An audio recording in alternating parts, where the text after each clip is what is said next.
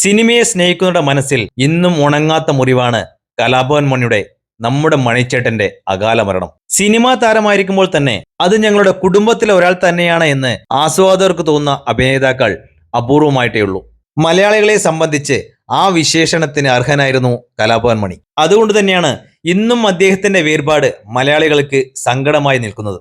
അകാലത്തിലെ ആ വിയോഗത്തിന് 8 വർഷം പൂർത്തിയായി. മണിയുടെ മരണത്തെ സംബന്ധിച്ച് CBI കണ്ടെത്തിയത് ഇപ്പോഴും കുടുംബത്തിന് അംഗീകരിക്കാൻ പറ്റിയിട്ടില്ല.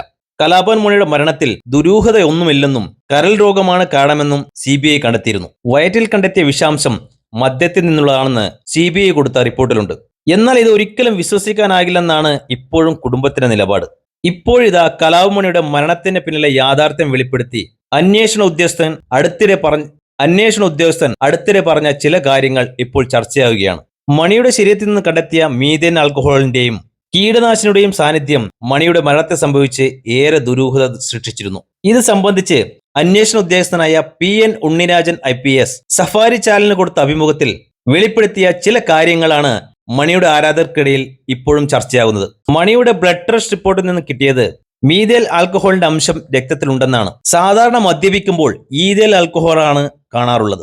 മീഥേൽ ആൽക്കഹോളിന്റെ അംശം സാധാരണ കാണാറുള്ളത് ടർപ്പന്റൈൻ അല്ലെങ്കിൽ പെയിന്റ് റിമൂവറിലാണ്. ഇതിനെ സർജിക്കൽ സ്പിരിറ്റ് എന്നും പറയും. സമീപകാലത്തായി മണി ബിയർ മാത്രമേ കഴിക്കാറുണ്ടായിരുന്നുള്ളൂ. അതിനെപ്പറ്റി അന്വേഷിച്ചുകൊണ്ടിരിക്കുമ്പോഴാണ് മനസ്സിലായത് മണി ഒരു ക്രോണിക് ഡയബറ്റിക് പേഷ്യന്റ് ആണെന്ന്. മണി ഡയബറ്റിസിന് വേണ്ടി കഴിക്കുന്ന ഒരു ഗുളികയുണ്ട്. മണിക്ക് ഈ ഗുളിക ഡോക്ടർ വളരെ നേരെ തന്നെ എഴുതി കൊടുത്തതാണ്. ഈ ഗുളികയ്ക്കൊപ്പം മദ്യം കഴിക്കാൻ പാടില്ല. അങ്ങനെ ചെയ്താൽ രാസപ്രക്രിയയുണ്ടായി ശരീരത്തെ ഇത് ദോഷകരമായി ബാധിക്കും. രാവിലെയും വൈകിട്ടും മണി ഈ ഗുളിക കഴിക്കുന്നുണ്ട്. അന്ന് രാവിലെയും മണി ഈ ഗുളിക കഴിച്ചിരുന്നു. മണി സ്വന്തം അസുഖം അവഗണിച്ചിരുന്നു. മറ്റുള്ളവർ പറഞ്ഞിട്ടും മണി അതിനെ ഗൗരവമായി എടുത്തില്ല. മണി ഒരു ദിവസം ഉപയോഗിച്ചിരുന്നത് 12 മുതൽ 13 കുപ്പി വരെ ബിയറാണ്. മരിക്കുന്നതിന്റെ തലേ ദിവസമായ 4-ാം തീയതിയും അതിന്റെ തലേന്ന് 3-ാം തീയതിയും മരിക്കുന്നതിന് അന്ന് 5-ാം തീയതിയും മണി ബിയർ ഉപയോഗിച്ചിരുന്നു. 4-ാം തീയതി 12 കുപ്പി ബിയർ കുടിച്ചിട്ടുണ്ടാകും. സാധാരണ ആളുകൾ പറയുന്നത് മൂത്രം പോകാനൊക്കെ ബിയർ നല്ലതാണെന്നാണ്. മണി ഉപയോഗിച്ചിരുന്ന ബിയർ കുപ്പിയും മറ്റ് ബാറിൽ നിന്ന് എടുത്ത ബിയർ കുപ്പിയും ശാസ്ത്ര പരിശോധനയ്ക്കായി അയക്കുകയും ചെയ്തിരുന്നു.